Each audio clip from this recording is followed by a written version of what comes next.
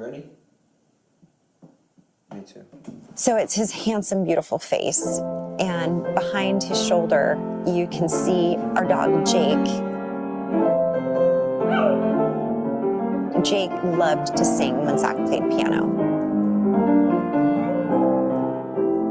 When I found this video, it encapsulated everything beautiful about him. His love of the piano, his incredible talent, his playfulness interacting with Jake, his beautiful smile, just his heart, his talent, his spirit. And I mean, I watch that video all the time when I need to feel him alive.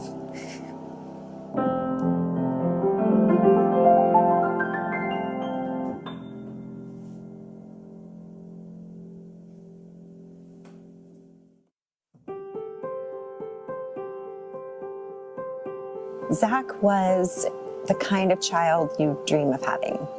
Hi, Grandpa.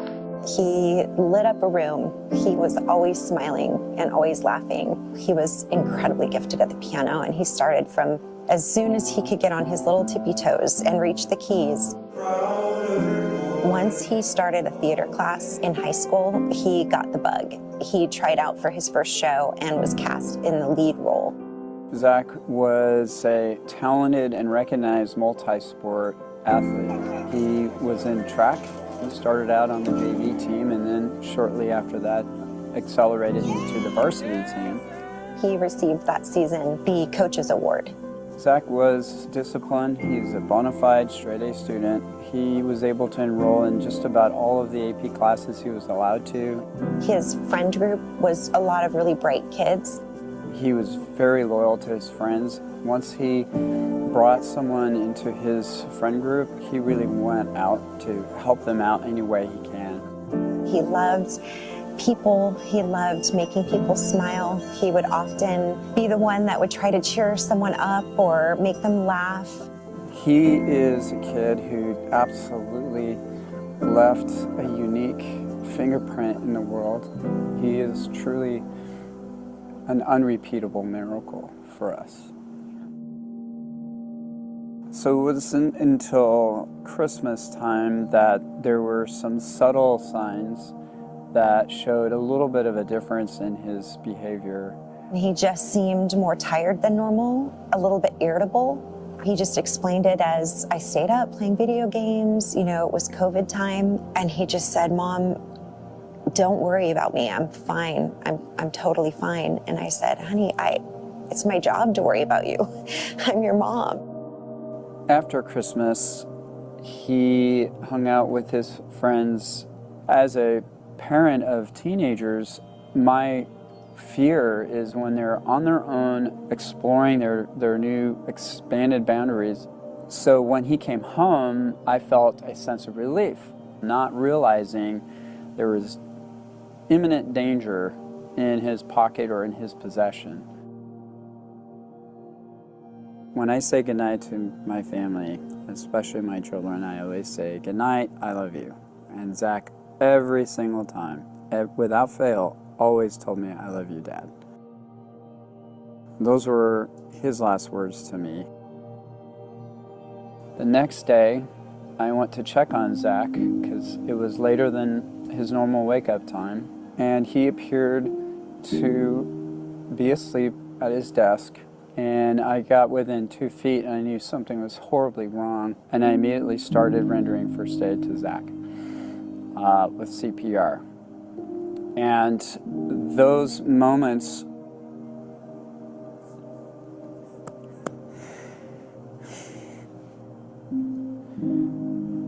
I feel very haunted. No parent should have to see their child lifeless and initiate CPR to try to save them. There was all these people on the driveway, and Chris, and our other 2 kids.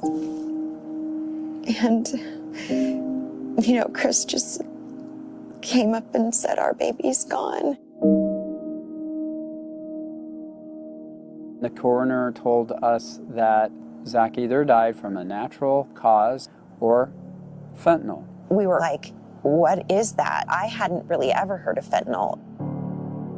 What we have learned is Zach started to experiment. He purchased what he thought was a pharmaceutical grade Percocet.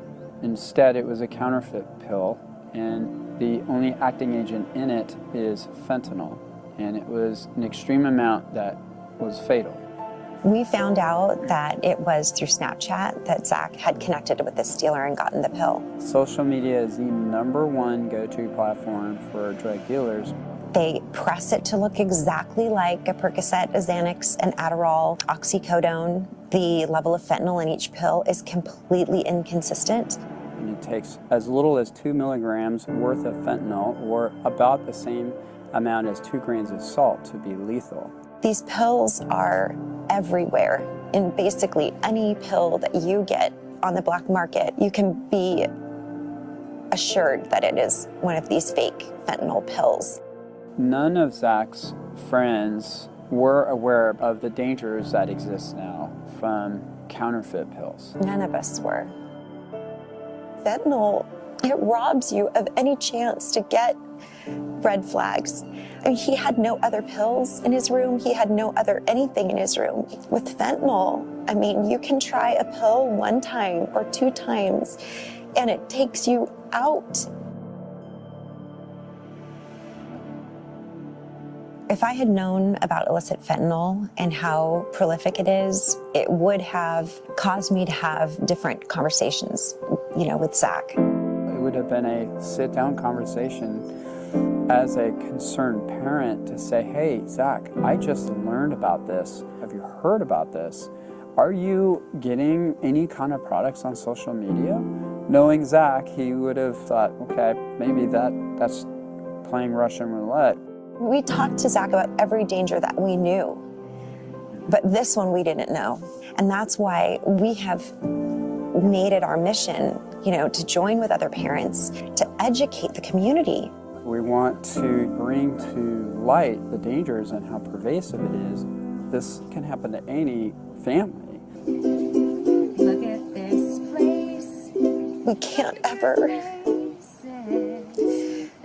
bring Zach back,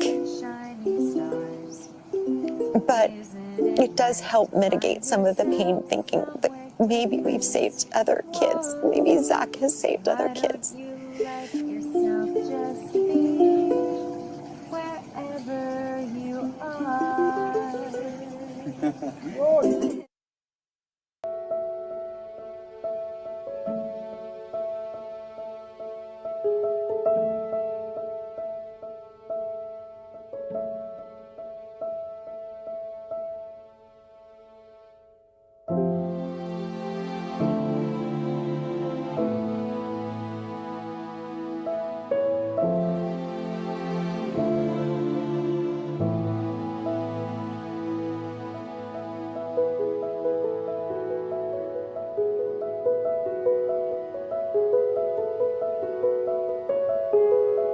I made it my mission, along with the other parents in Gilmore who lost their children, to bring the awareness and education of this poison within our communities to help save lives and to make people aware that they need to get educated on the poison that's in our streets.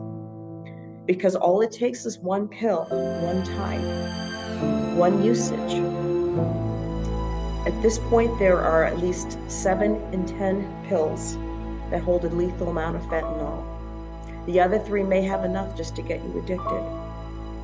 If it doesn't kill you, the next thing is you will become addicted to this horrible drug of fentanyl. There are no words to describe the pain that my family has gone through. My son was beautiful, he was beloved, and he made one mistake. Jules was about to enter her junior year. She was getting ready for that, and unfortunately did not make it to her junior year. She passed away a few months short of her 16th birthday, so I had to have a birthday vigil for my daughter instead of a sweet 16. They're so impressionable. We do live in a social media world, and this encounter, this horrific life event with my daughter taught me just how prevalent and easily accessible things like this can become through social media. I thought I was checking all my bases by having a conversation with my children, teenagers. I didn't know that there was still a way that they could be persuaded, that my daughter could be persuaded.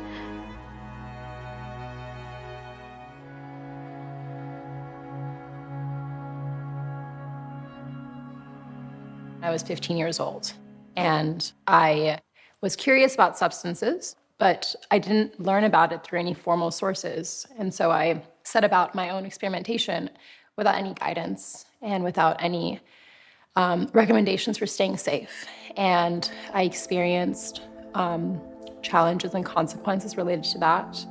And when I recovered, I realized that there was a lot of other teens that were also entering this space, also without information and guidance. And I think that in order for us to effectively deliver messages about drugs, adults need education too. We need to equip parents to have these conversations with their teens. We need to help parents understand that the best way to approach their teen is from a place of curiosity and understanding, and creating a safe space so that if a young person has been using substances, they feel like they can approach their parent about it, or that if they've got a friend who's struggling, they feel like they can let their parent know that. He was just a unique, different, quirky, lovable, loud, messy boy. He was just brilliant and just had everything going for him, just stolen, taken from him. Trusting a former classmate, and just something I never knew to warn him of. Never knew. Just so angry that I didn't know.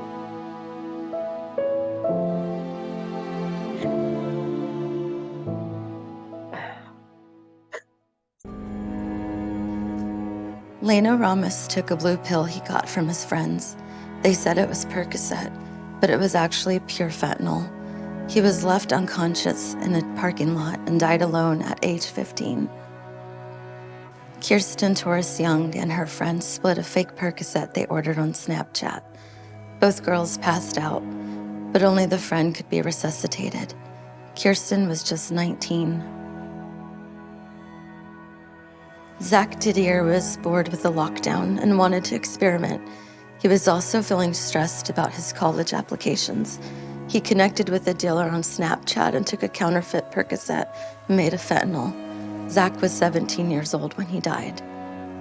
Luke Emanuel was having tooth pain when he was offered Percocet by an online friend. He died alone in his bedroom just weeks before his 14th birthday and the day before starting 8th grade. Isaiah Gonzalez took a Percocet that was given to him by his friend's older brother. He laid down on a couch where his friends were playing video games and never woke up. He was 15 years old. Colin Walker was a high school senior who did a line of cocaine alone in his room. The cocaine was contaminated with fentanyl. He died at 17 years old. Man, these are just babies. Goodness. Gosh. I don't want anybody to be in my seat. I don't want other people to feel this. I don't want to keep hugging other parents that have lost a child like I have.